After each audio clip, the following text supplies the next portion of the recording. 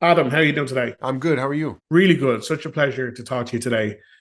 So, when I heard the plot synopsis for this and then I seen the trailer, I'm not going to lie, I actually got physically giddy at the idea of what this movie could be because it just brought together so many different things about movies that I love so much. Can you remember what your first reaction was, maybe when you got the script or when it was pitched to you initially? Similar to that, there's going to be dinosaurs. There's going to be laser guns. It's going to be prehistoric Earth at a time that's not time travel, but and we're going to try to do something that's like big and a family movie that kids can go to, but with enough room to kind of have the story about two people who literally can't understand each other. So obviously and kind of bond over grief. So it's like just enough room to hopefully do something nuanced within something that's really big, and trying not make it accessible for everyone without insulting people's intelligence. So that was kind of the initial thing that could be a cool opportunity. I don't know that people are going to ask me to fight dinosaurs again, and so when it comes, you have to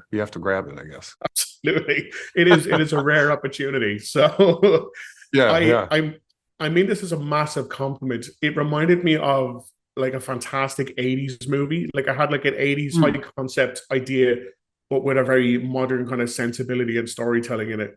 And I'm loving that there seems to be like an influx at the moment. You got like stuff like Cocaine Bear and Megan and Renfield, like all these movies that have a very older school feel to them, but definitely are going through like modern Hollywood blockbusters. Like, Yeah. do you kind of get that sensibility from it as well? I was just saying, even in the technology, it's kind of of the movie. It was supposed to be kind of designed that way, I think was what they were going for, of like a blend of, it's not all digital where we're just like pushing buttons. They wanted to have, switches and, levers and things that you're actually moving, doors that like actual objects that you're getting out of the way, mixed with things that are digital. So that was the unique thing about it too, that even the original first draft of it was even wilder. It went even farther with not speaking to, no words in the thing, until people seem to think that it was good that we explained at least something. But that what you're describing, I think, is what makes it unique and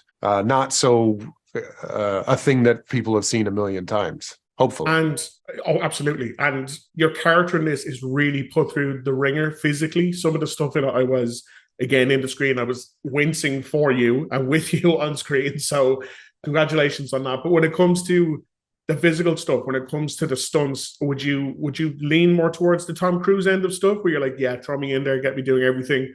Or are there some things where you're like, you know what, we have stunt guys for this, and I think I'm gonna let the stunt guys do that one for me. I don't know if I would go as extreme as the Tom Cruise part of it, but I love what he does in his movies. I think it really but I do lean more towards wanting to do all of the stunts and films because I know that with films that I watch and rewatch, they do, the more I study them or watch them, they do disintegrate a little bit.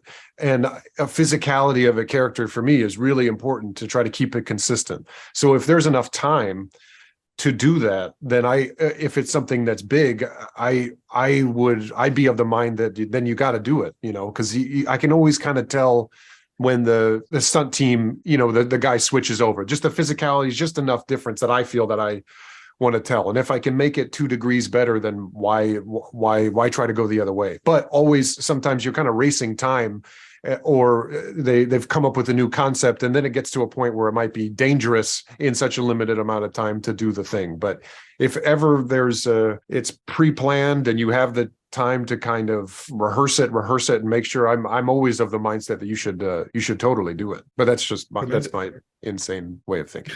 It's not insane. We appreciate you for it. Adam, thank you so much for your time today. Thank you. Thanks a lot.